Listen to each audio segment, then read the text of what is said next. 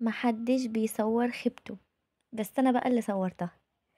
تعالوا بقى شوفوا انا حصل معايا ايه واتصرفت ازاي.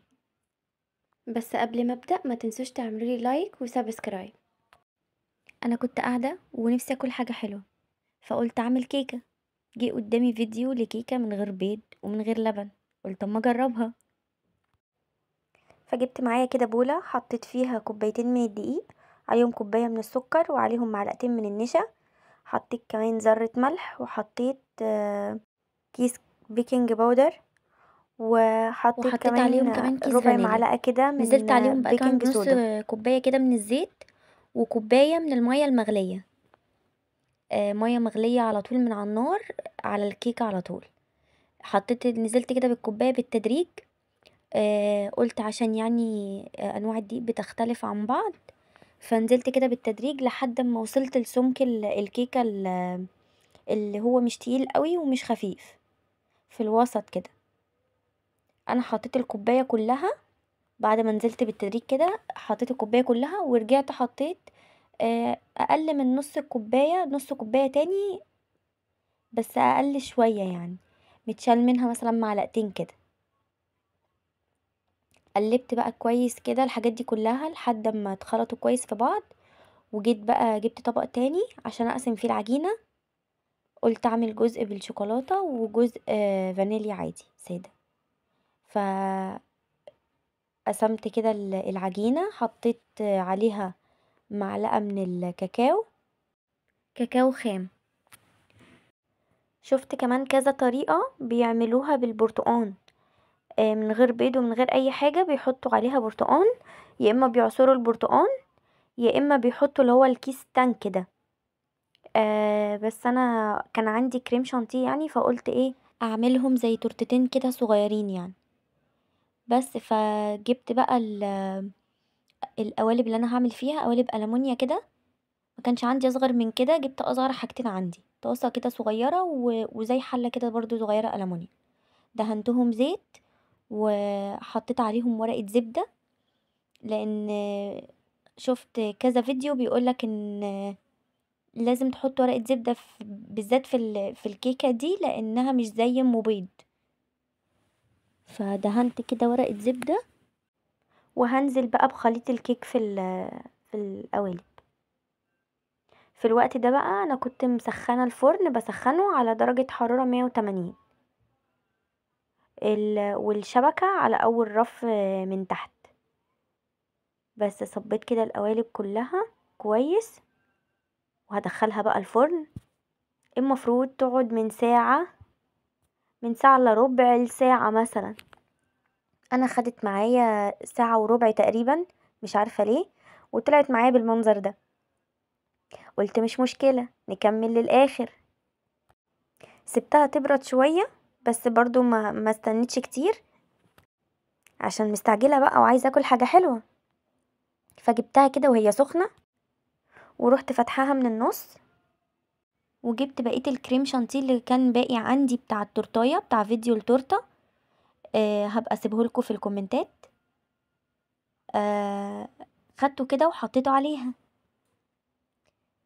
جيت بقى ايه، افرد افرد بقى الكريم شانتيه بقى، ما جاش في دماغي خالص.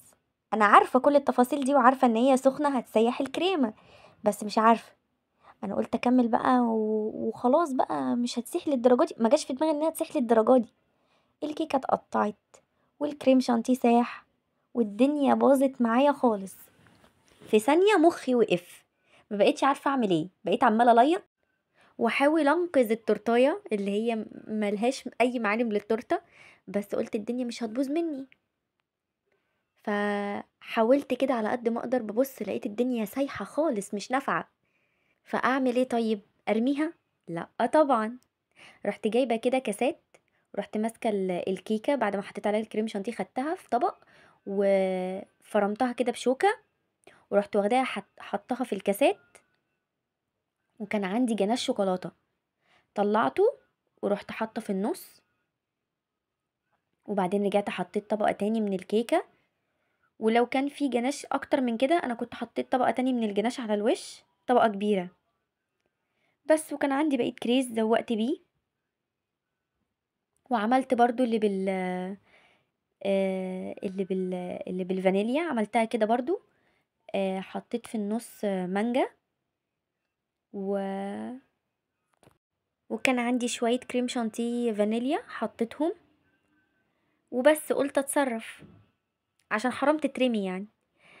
ده بقى يعلمكم ايه، يعلمكم ان انتوا مش اي حاجة تشوفوها تعملوها. برضو الواحد بيبقى فيه عقل، او الله اعلم، انا عشان ما اظلمهمش، هي الكيكة معاهم كانت طالعة حلوة جدا، بس مش عارفة هم فعلا عاملينها من غير بيض يعني كانت ما تفرقوهاش خالص عن اللي معمولة ببيض.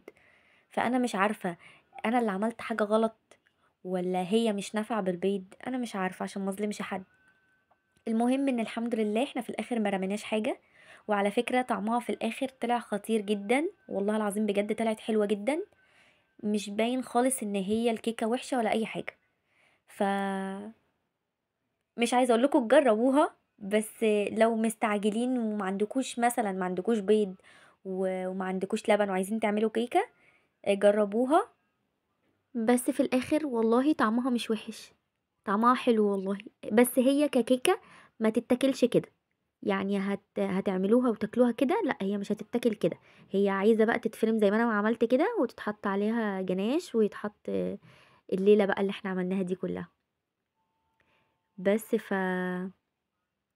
عملت هنا بقى اللي بالمانجا، كانت دي الكيكة اللي بالفانيليا. حطيت طبقة من الكيكة، وبعدين عليهم طبقة من الكريمة، كريمة فانيليا، وعليهم طبقة من المانجا. وبرضو لو كان عندي كريمة كتير كنت حطيت على الوش طبقة تانية من الكريمة، وبعدين حطيت بقى على الوش خالص المانجا، بس انا قلت اتصرف يعني. وبس والله في الاخر طلعت حلوة. انا جه في دماغي لثانية كده ان انا ارميها، وبعدين استحرمت فقلت اتصرف، والحمد لله ربنا يحسن ما بين ايدينا كلنا يا رب. وبس كده. فما تنسوش بقى تشتركوا في القناة وتفعلوا زرار الجرس عشان يوصل لكم كل الوصفات اللي بنزلها، واستنوني في وصفات تانية كتير. حاجة أخيرة، ما تنسوش تدعوا لإخواتنا في غزة، وإخواتنا في السودان، وإخواتنا اللي في سوريا، ربنا يا رب ينصرهم كلهم يا رب. وبس كده، باي.